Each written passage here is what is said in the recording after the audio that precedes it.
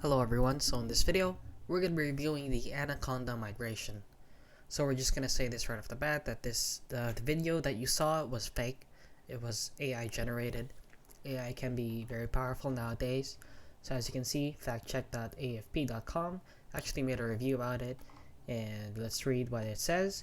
A purported video of a giant anaconda swimming in the Amazon River has been viewed millions of times across social media, posts in multiple languages, but it is in fact AI generated or generated with AI.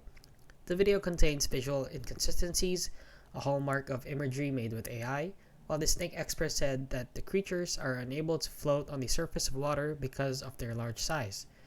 So as you can see, this is what it looks like.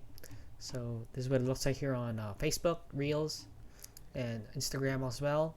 So please guys do not fall for videos like these, since they could very well maybe AI generated, and AI is very powerful nowadays.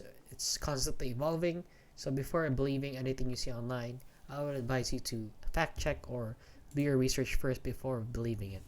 And that is basically it, guys. So if you found this video helpful, please consider liking and subscribing.